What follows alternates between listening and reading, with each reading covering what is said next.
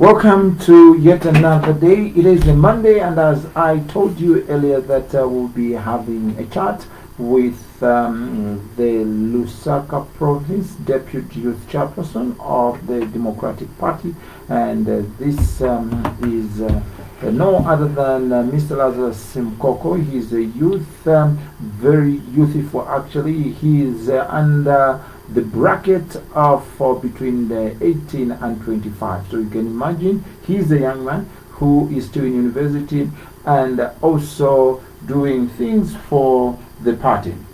And to begin with, he has never been on this forum as the arena. It's the first time we are hosting him, but he's been on Metro FM on other programs. Mr. Simukoko, welcome to the arena, and it's a happy New Year 2021 year, an election year.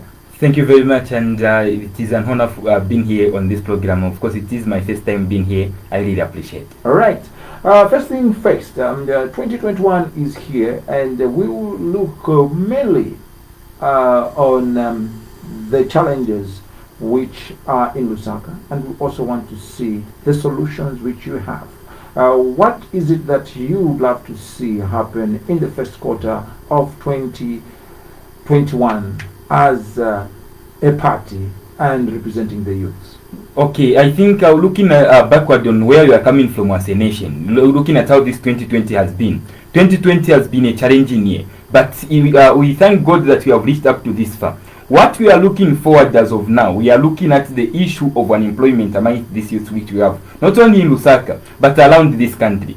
Only when these things happen, Zambia can be okay. Today, as we are speaking, the people are unemployed in this country. When you look at the labor force survey of 2017, only 2.9 million Zambians are working. And when you look at the population which we have in Zambia, we have about 18 million. We can imagine how this has been. And apart from that also, just in 2020, the World Bank released a report saying in Zambia about 80% workers are vulnerably employed, meaning they are not working decent jobs. When you look at this number which I've stated here, when you look at the number which I've said, it's about 2.9 million Zambians who are only working in this country. Only 807,000 are the people working in the formal sector. Those other people are working in an informal sector. That simply means that is a challenge which most Zambians are facing, okay, which most youths are facing. Okay. So now when you look at the informal sector in Zambia, what is it that has been done, and what are the things which you've seen that if we do this in the informal sector, then the informal sector can also create jobs for others?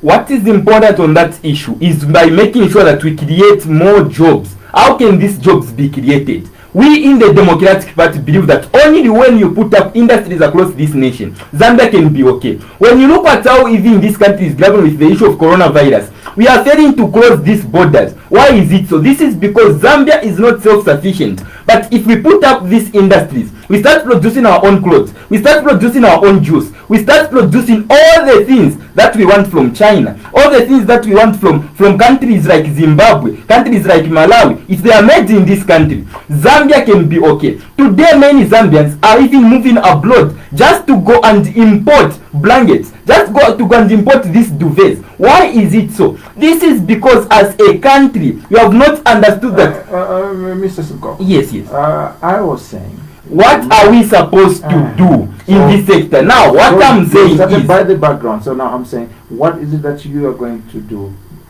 towards this sector? The informal sector. Yes, yes. We should employ the youth.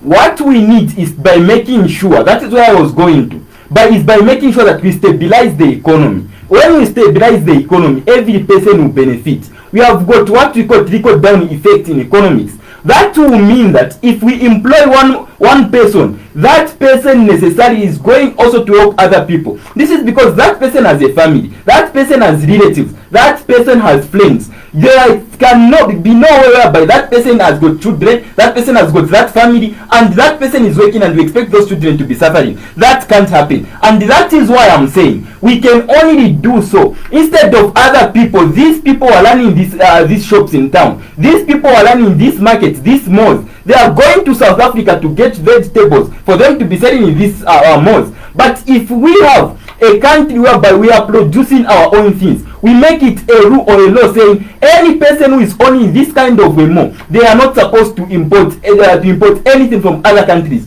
All the local things are going to be made here. Everything will be here. When you look at Malawi itself, its population is about 18.8 million. Why? They have managed also to employ about 80% of its people only in agriculture. They don't have gold, they don't have copper, they don't have natural resources. Even when you look at Singapore doesn't have gold, Singapore doesn't have copper, but they believe that the natural resources of that country lies in its people, and that is why it forecasted much on improving the skills of those people. And today when you look at Singapore, they are making laptops, they are making phones, and that is why they are exporting. But when you look at Zambia, we have got copper in this country, we have got gold, yet bullets are made by South Korea. When we have got that copper, if we can be able to set up a company in this country saying we are going to be producing our own bullets, in that industry the people will be working as these unemployed youths. Not only that, the public sector itself, it is supposed to play a role on how these people who are employed in an informal sector can be able to be appreciated. Not only that, we need proper empowerment in this country. We don't need to give people money, but we need to give them tools to use. Okay, now that's what you are saying could have to be done.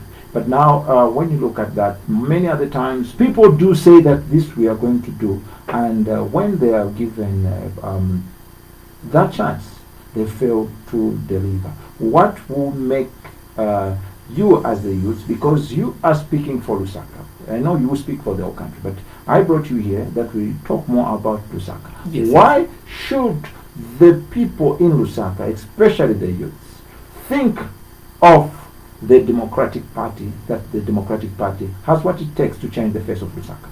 I think the problem that we have had, it's leadership. All these problems that we are facing, it is only on leadership. And that is why if you have a principled person, a person who will stand up for reality and truth to say, no, this is not supposed to be done, then you are going to be okay as a country. Let me try to draw you back a bit. This is because when the ministers stayed in that office during the tenure of this same Mr. Edgar Lungu, they said, you stayed illegal, you have to pay. Mr. Kalaba, the president of Democratic Party, told the people, where are we supposed to pay? How much should we pay? And people rose saying, no, you are just showing off. No, this and that. He said, I am going to pay. Immediately the court ruled. He managed to pay. Those are the kind of leaders that we need. Leaders who look at the mistake and try to say, this was a mistake, we need to do this. When we do so, actually, when you look at this country, the people managed to deliver the freedom of this country. Are people like Mr. Kaunda, people like Simon Mwanga, people like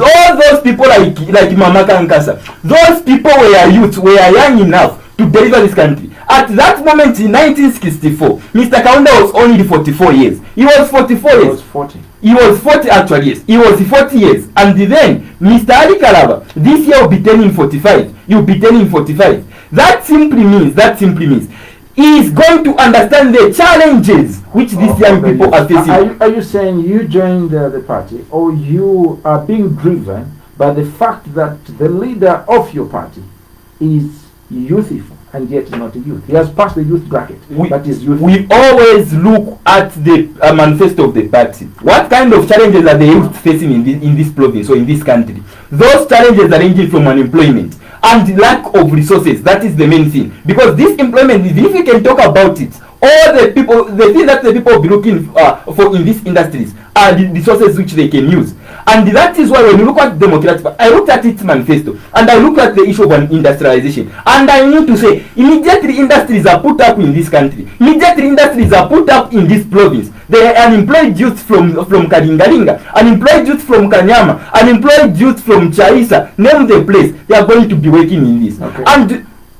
okay, all right, we are on the arena, and we have a vibrant young man who is the deputy youth chairperson for the Lusaka province, and is coming from the Democratic Party. He is Lazarous Simukoko. So you can send us those messages. We'll open the phone lines at exactly 10:30. 35. That's when we open the phone lines. But for now, you can send your messages to 077 0000945. I'm your host. My name is Chapalashkoi, and I'm talking to Simukoko Lazarous, who's coming from the DP, like I had earlier alluded to. Well, Mr. Simukoko, first thing we saw last week, the president of the Democratic Party did manage to go to John Lengi, and he looked at the flooded places, John Lengi and John Howard, as well as Kanyama in Kanyama constituency.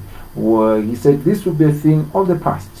We've been having the floods year in and year out. He said this has happened because of the local government in those particular areas.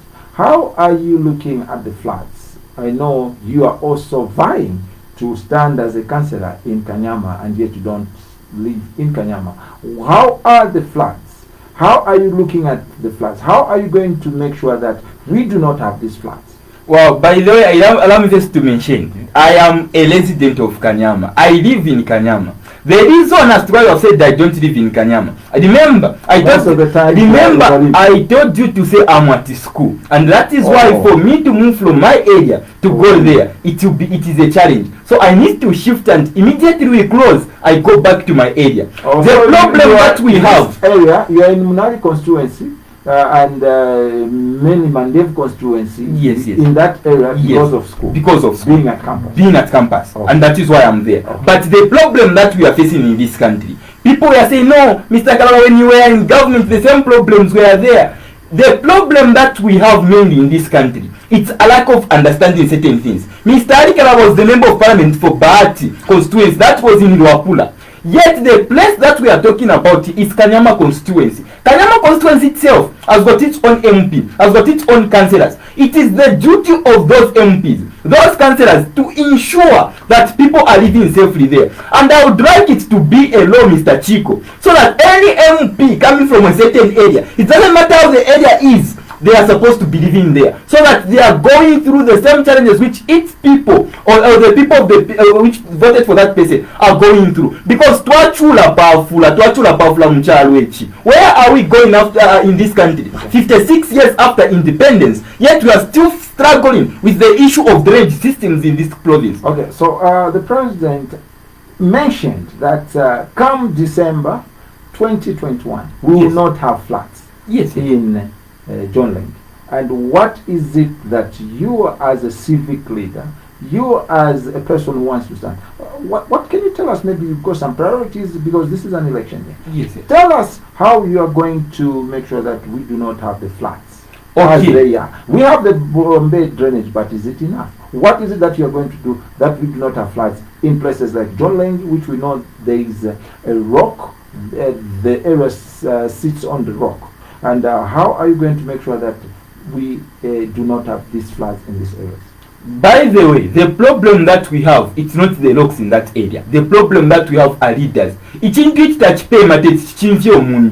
is the way I can understand it. What we need in that area is to have the main drainage system. I'll give you an example of Congo. Congo, almost 80% of its areas has rocks. But what did they do? They implemented the main drainage system in Congo. After that, those are in many places which are in that Congo. After that, now they started connecting pipes in these places where they think that there were more houses which were too close. Those pipes which they connected there, they are the ones who are taking water in that main drainage system. And that is why Congo, as we are speaking, the issue of floods is the thing of the past. And by the way, when you look at how these things are, Mr. Kala mentioned that come December this year, these things are not going to be there. This is because in August when we win, those are the areas that you are going to look at, areas that have been neglected. These MPs immediately they are voted in, they go to places which are Mayadi. Then they, after living in that commune, they leave the people in that commune, yet the people have managed to put them there. But where are we going wrong as a nation? There is only one problem, which is leadership. Let it be when it comes to the issue of a country dealing with its economy. When you look at trade, a long time then, we are looking at a barter trade or barter system. If I have something, you have something, we exchange. That's how it was working. Meaning, if you don't have anything to exchange with somebody, they cannot be trade. That is where we are lacking in this country.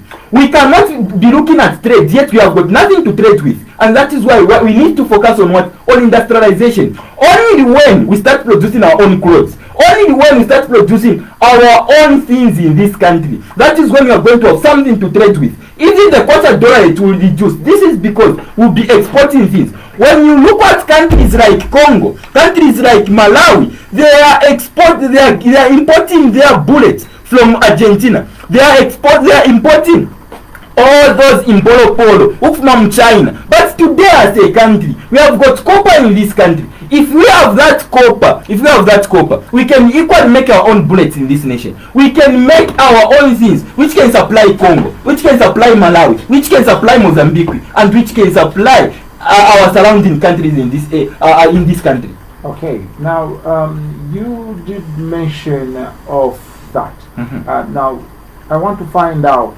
how ready are you and how are you going to do that? Because you've said that there is leadership this and nothing is happening. What are your priorities? Already you've told us that you are going to prioritize the issue of flooding will be the thing of the past in Lusaka province, especially those places where they have flash floods. How are you going to implement that? And what would be the first thing which you're going to do? Obviously, you cannot draw a plan within 5 years. Everything is done. All the districts should have investment. How are you going to do that? With proper leadership, that can happen. How we are going to do it, by the way, we are going to ensure that the MP of Kanyama constituency, who is vying for that office, is going to be given enough resources to run those developmental projects. And that is why today in this country, what we need mainly, if we have got leaders who are selfless, leaders who be putting its people first, all these issues in this country would have been the things of the past. And that is why how we are going to deal with that issue of the drainage systems. We are going to ensure that we put up the main drainage system or the main drainage. Thereafter, we're going to have mini drainages which will be draining this water floods in these compounds to the main drainage. And that is why if we have got that one in that place, we are going to ensure that this thing becomes the thing of the past. When you do so, you don't have to demolish the houses of people. All you need is to take pipes near those people. Those pipes will be making sure that that water is flowing there. Today, when you look at how even this fuel or this petroleum is transported from other countries like Nigeria to countries like Malawi, they use the pipes. They managed to connect from Malawi to Nigeria. How did they do so? This is because of visionary leadership. Immediately you do so, a country can be okay. But in this country, we have got leaders who are not selfless, they are selfish. As a result, everything that they do, it is centered on them. That is why we need to change certain elements or certain components. When we do so, all these problems that you are talking about, they'll be the thing of the past. Okay, some people may think that anything which you believe in, it can be done. Yes, but it is also means on how that thing is going to be done. Yes. What is your projection as for Lusaka? You being in DP, I want to find out, how is your projection? How are the youths in Lusaka following you? Have you taught a lot of Lusaka youths about DP? Because you should also convince a youthful person, a youth like me and many others who may think, how am I going to join DP? What is it that will make me change? Because we've seen that everyone has almost the same manifesto. We are hearing almost the same things because these are the common things which people are facing. But how are you going to do it different? Okay. First of all, we are the only political party which is talking about industrializing this country. And we are the only political party which is looking at production. We need to be producing more.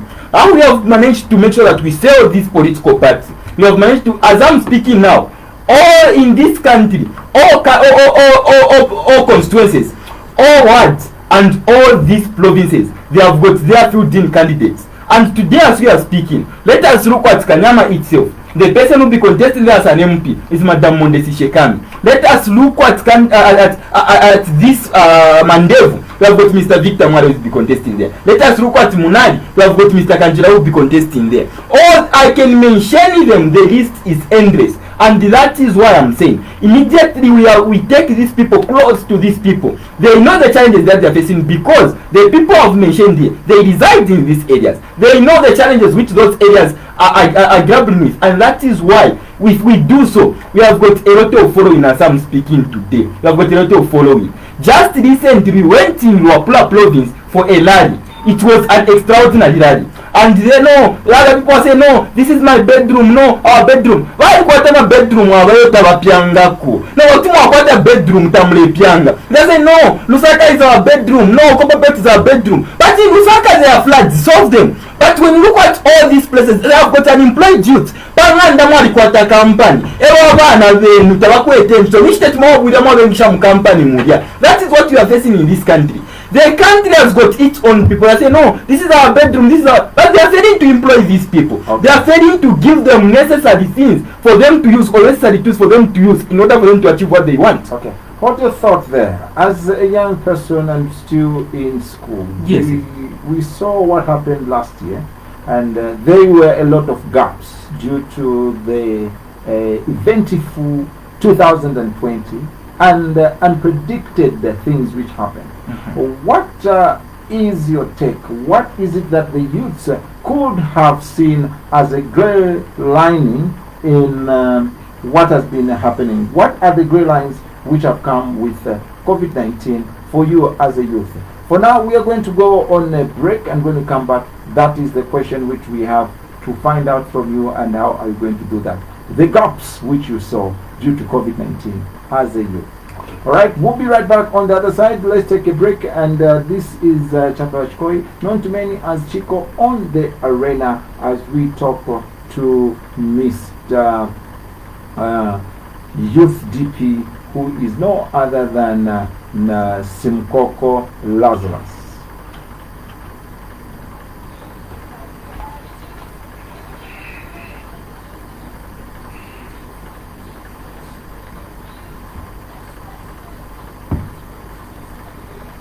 You are very strong, huh? You sweat. You are running. No, I usually sweat when I'm speaking.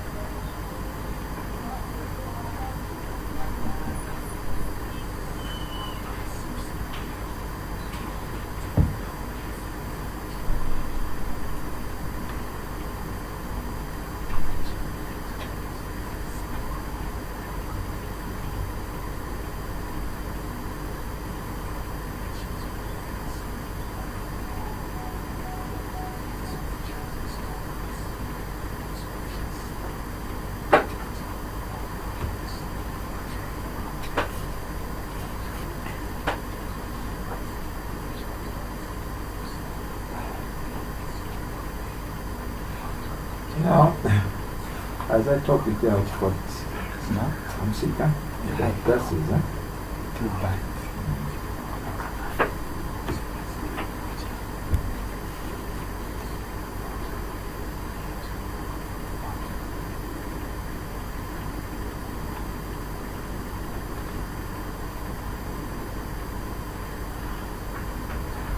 Welcome back. This is the arena. I'm Chapat Koi, and like I told you that we'll be opening the phone lines at exactly 10:35. So you can send us a message or send us. You can call us. But before we went on a break, I had asked you that question. We saw that last year, you as being a youth, there has been a lot which happened, and what grey linings could you say that even if there was COVID, as youths, this is what we could have done so that we score. Don't look at it from the side of the politics, but just as a youth. We want to see that vibrancy. What is it as a youth? You could say, these are the grey linings which we could have done despite being without being from either this party nor that party. Okay, I think where we missed it, it's on the fight against coronavirus. This is because this virus brought a lot of even disadvantages to this country. Not only this country, the globe at large.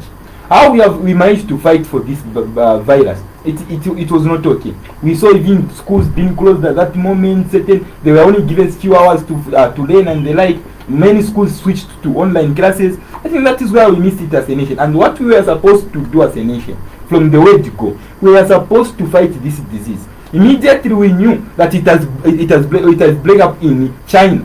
That is when we were supposed to start putting up measures. But unfortunately, we started putting up these measures when the virus already reached here. When we knew the disaster that is coming, we didn't plan for it. As a result, that is where we missed it as a country and the youth. So what were the grey linings? What should have been done? Are you saying they all used, were there any business? Did we see some people coming up with more innovations? We know that there is a problem which is to do with e-learning. You are a student. Yes. Those who are not able to make it at campus from far areas where internet is hard, and maybe they were using 25 kwacha per day as in bundles, and how could you have those virtual classes? What is it that could have been done so that we do not have this gap coming forward into this year? Because COVID-19 is here. I think now when I don't draw it to politics, I think it will be a bit hard for me. This is because all the challenges that we are facing in this country. It's about leadership. Go ahead. It's so leadership. What could have been done? What could have been done at this moment? Because if Democratic Party was in power up to this moment, what we are supposed to do? We were supposed to fight this disease in two phases. One of them would have been in a short phase. The short phase would have increased on sensitization, put on your face mask and the right social distancing, just like the way it has been done. In the long run, as all that is being implemented, as we are doing the awareness thing, we are supposed to be running these industries, building them.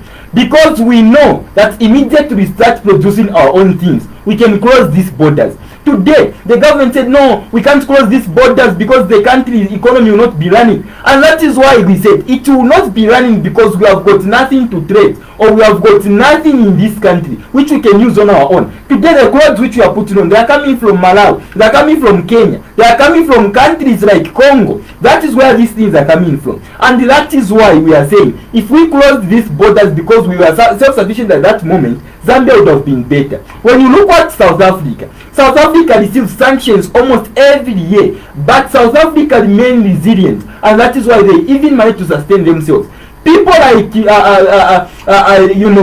Cyril Ramaphosa in that country, they know even their independence, they got in 1994. Zambia helped South Africa to gain its independence. But in this country, a country which helped countries like South Africa to gain its independence, meaning at that moment we are independent as a nation. Not independence of economy, not economic independence, not even political independence. Because Zambians are going through a lot. We have seen killings in this country, which have been happening because there was the people were gathering and the like. Killings have been going on. But immediately this country starts producing its own goods, its own services. Even the domestic tourists in this country. We have got tourism in Livingston, tourism in Ruapula. All these places, they are not visited by domestic tourists. This is because they don't have money. Immediately they have got surplus funds or surplus money. They can be using this money to visit these places. But the problem is it's only on leadership. Okay, we've got some text message here which is saying, "Good morning. What is your take on what is your take as a youth on what we've seen in most parties, especially the PF, which have started their campaigns? This one is standing for this. And with this COVID-19, how are you sensitizing the youths that they may join your party? Are you finding it hard to bring people to your party?" This is coming from Tracy. And the other one with what you've seen in COVID-19. Then the other one is saying, "Good morning, Lazarus. You are speaking well. What is your take on what happened with the honeybee scandal? I know that it's political and there's also been something wrong. How are you going to make sure that the youths understand about the gloves and the condoms they are about to use?" Okay. This is coming from Charlie. Okay. First and foremost, it is hard in this country even to trust the leaders that we have at this moment. This is because where we are missing it as a country. I'll start with the first question. If Mr. Kalaba is a leader, if he says practice social distance, don't be in crowded place, he has to start that first. But the problem that we have in this country, we have got leaders in this country who have been saying, no, if the pastor is saying this, should do be following what he's doing or what he's preaching. We follow what he's doing because a leader always leads by example. But what we see by our president in this country, he goes there, he gathers the people, and he is not, as a leader, Mr. Chico, immediately I hear that somebody has died of coronavirus in the Copper Belt, specifically the area I went to, I need to be worrying because in my heart it will be beaten to say maybe it is me who was caused that death because of the crowd that I might to gather at that moment, and that is why we are missing it. What we need in this country is visionary leadership, the leadership which will understand the challenges of its people. Immediately you say this is a law, it is supposed to be followed by all. Not just question you say this is a law, yet other people in other political parties are being favored, yet other people are not even friendly with the law. What I know is that law is blind. It doesn't matter who it is on. If it is on me, let it be on me. Not because I'm Lazarus, I'm coming from Democratic Party, yes, it should favor me. No, the law is a law. On the part of honeybee, the problem that we have failed to understand is the problem which was surrounding the Ministry of Health. It was a lot, and that is why even as we look at the firing which happened by the president firing Honorable Chitaru Chirufya, we can't say no, that is the answer, he has solved it. No, that is not the problem. Imwe bachi understand china ndio bachoka kumawa huku beragala mu Lusaka muno bachi understand that insomba kuona yambira kuti bachiko yambira kumutu.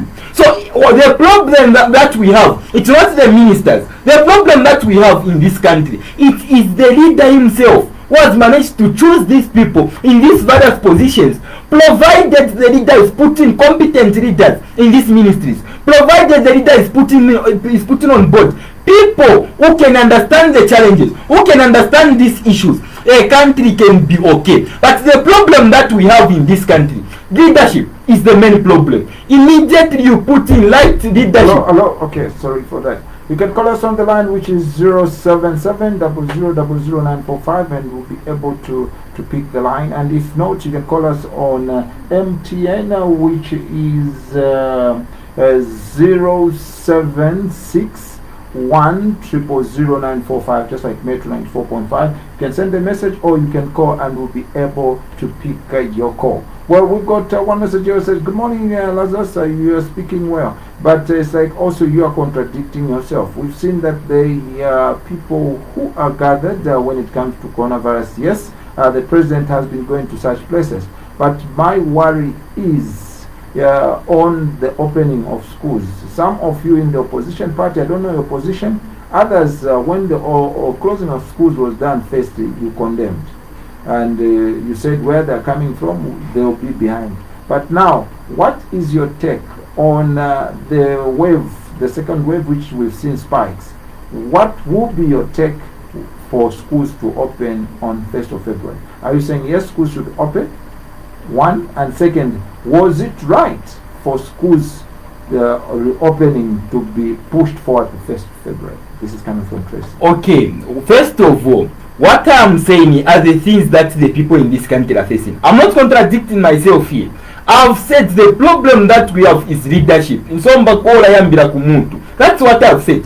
On the part of opening schools, I mentioned it even last week. I said the only way we would have managed to combat this is to allow examination classes to start going to school. All those who are in grade 1 to grade 6, they must remain home. Grade 8, they remain home. 10, 11, they remain home. Grade 7, 9, 12, they start going to school.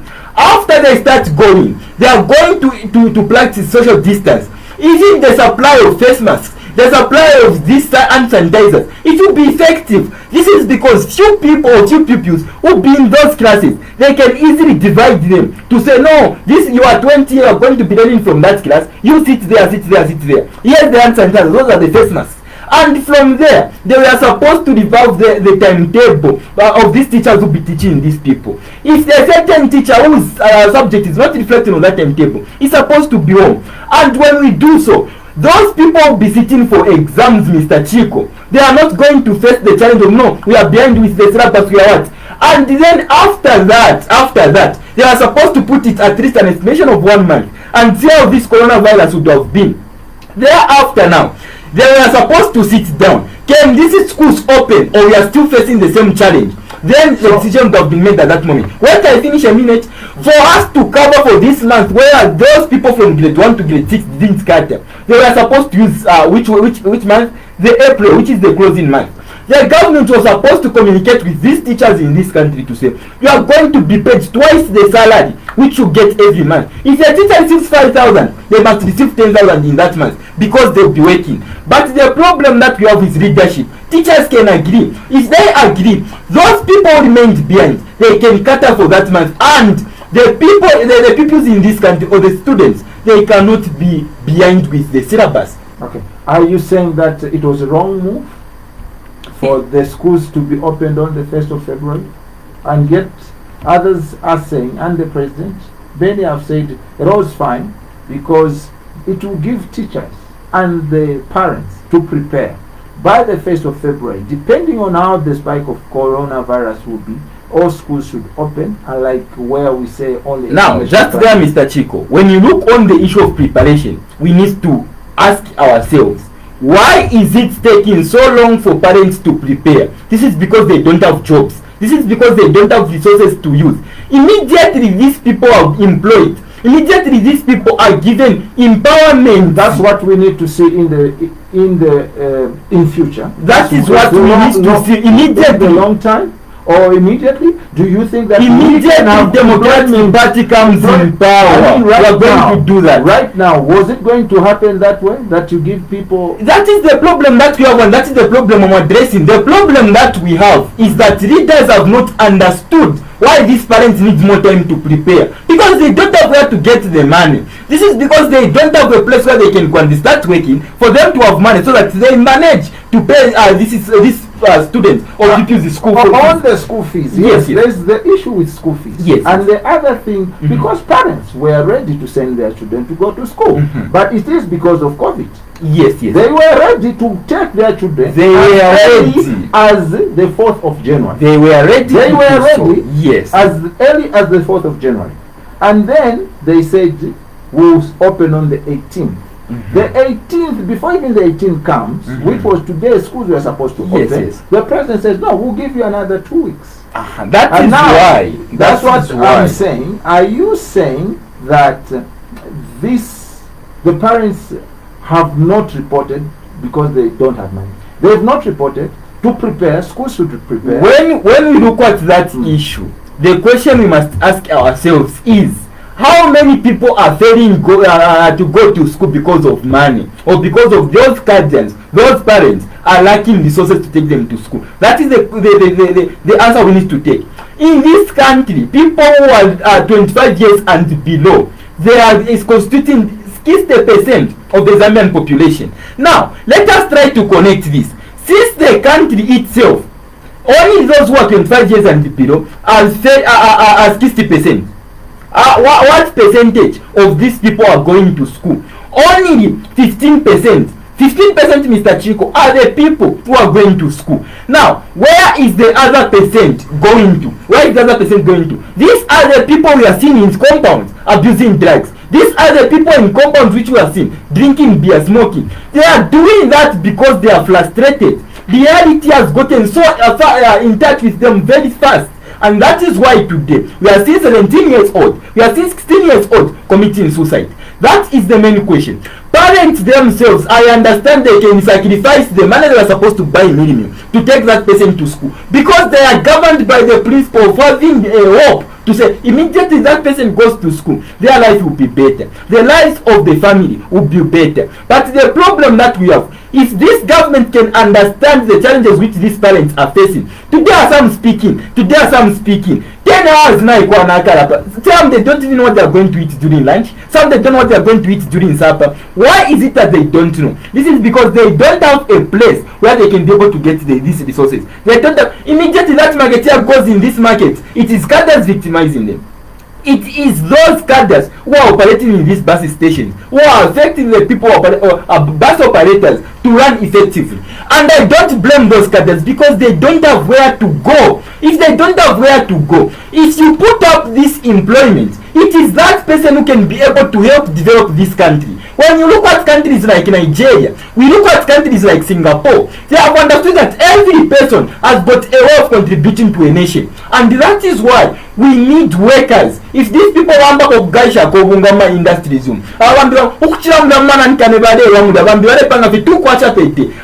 is that money going to take them to? Immediately come into power as Democratic Party, we are going to solve the issue of unemployment. The flood in this province, they will be solved. And that is why only when we do so, Zambia will be okay. Where we are lacking behind is leadership. Okay, we've got questions here. Good morning, Mr. Simukoko. How ready are you, and what message have you got for the youths of Zambia and Lusaka province? Okay. This is coming from Chitama.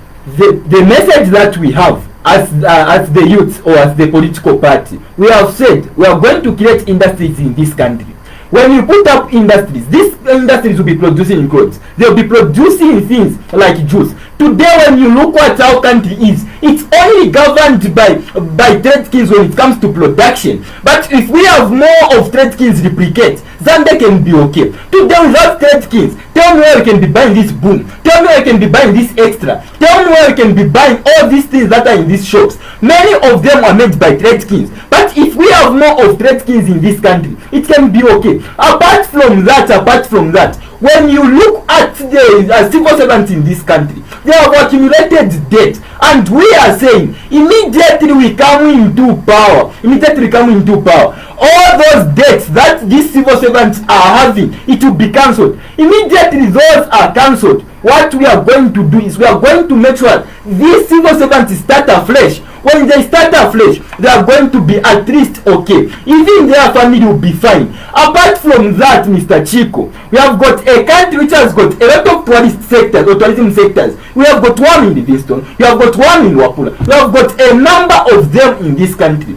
But the Minister of Arts and Tourism doesn't understand how all this operates. Immediately you increase the salaries of these people who are civil servants. These people are working in these places. And by the way, Zambia will only be called a better place only when people are receiving basic needs, only when they are receiving things like best medical care, and they are getting the job immediately they want to work. That is when Zambia can be called a better place. Today in this country, these youths during the time of Kaunda, it was Kaunda was taking them in Sioma, Nkeyema, Mungwi, to take the understand of the advantages of those places by involving themselves in research and development. Technology is new in this country or in this world, and the people who understand it are the youths. Immediately those youths are given that chance to work in this research and development. What will happen, Mr. Chico, is these people are going to be bringing facts to those people who are here in the Ministry of Commerce and Industry, Ministry of Youth and Sports, to see the advantages and challenges of these places like in Keyema, places like in Chiengi, places like in Chelenge, places like Kaputa, places like Shangombo. Immediately that is done, and that is why we saw even Kaunda had to put up the company in Livingston which was assembling vehicles. That is why in this country we are making our own shoes, and that is where we want to take the country to. Where Zambia will start producing its own clothes. Zambia will start producing its own vehicles, phones. We have got copper in this country. We have got manganese. And many of the components which they use on the stoves, it comes from copper and manganese. But the problem is that we are importing that stove from China, from Japan. Yet you have got copper, we have got gold in this country. Where are we going wrong? I have mentioned it, Mr. Chico, right here to say, Malawi, whose population is 18.8 million, managed to employ its population over 80% to only in agriculture, and 80% of that figure, Mr. Chico, is 14.9 million. Meaning 14.9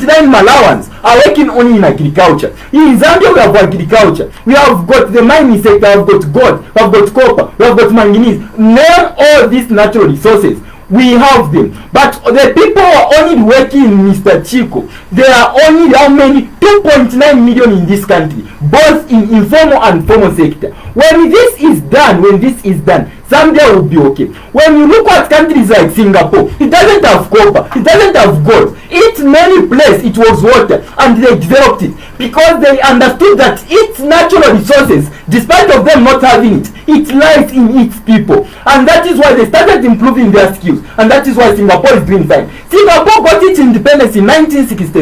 After getting that independence, Zambia got its independence in 1964. In 1965, Singapore real GDP per capita income was 63 US dollars. Zambia's per capita income in 1965 was 65 US dollars. But we were ahead of Singapore. But today Singapore is among the top leading economies in this world. Where did we go wrong as a nation? The problem only lies in one area, leadership. And only when we put up leadership which is okay in this country, the leadership of Democratic Party and Mr. Harikarav, Zambia will be okay. Zambia will be self-sufficient. Okay. These borders will be closed because we'll be self-sufficient, and coronavirus are going to fight it. Okay, right. Lastly, in just 2 minutes, what is your message to the people in Lusaka about what you are going to do as a youth provincial chairperson? Now you as Simukoko. Me as a person, the Zambian people, they know where they are coming from. They know the challenges that they are facing. Me, I'm only here as their servant. The way they want me to work is the way I work. But apart from that, we have got solutions, Mr. Chico. The solutions that we have as a political party. Remember, even me as an individual, I'm going to fall in the programs of a political party. Because the political party has said, we are going to end the issue of unemployment. Equally, the area I'll be looking after, the issue of unemployment will be the thing of the past. The political party itself has said you're going to put up industry, and it will be my duty also to look at that area. Our industries are available there. When that happens, Zambia will be okay. But the problem that we have in this country, Mr. Chico, is that leadership. That is where we are lacking it. The moment we put up a right minister in the Ministry of Commerce and Industry, the moment you put up a right leader in the Ministry of Youth and Sport, and all these ministries will be operating effectively. Today, as we are speaking, SEC, all these government institutions and other independent institutions, they are not operating effectively because there is an invisible hand. And that is why we are saying, even for the police officers to operate freely in this country, Mr. Chico, what we are going to need, or what we'll be looking at now, we are going to be ensuring, we are going to be ensuring that the IG, police commissioners, they are not going to be appointed by the president. If they are not appointed by the president, today the police IG, the police commissioners, they work to favor the appointing authority. But if those people are given a constitutional office, just like SEC, just like the Bank of Zambia, they are going to be operating effectively, because immediately they are carrying out their duties. They will not be carrying it out to please somebody, but they are going to be doing that. They are going to be doing that based on what is enshrined in the law. Okay. Today, Mr. Chico, it was great having you on the arena. Well, thank you very much. And up next is the elevation with mint chocolate, and we still have the news headlines at 11 hours. Have a great day ahead of you, and wishing you all the best. Thank you for being on the arena. We thank God that I was here, and it's our pleasure as Democratic Party being here. All right. Thank you.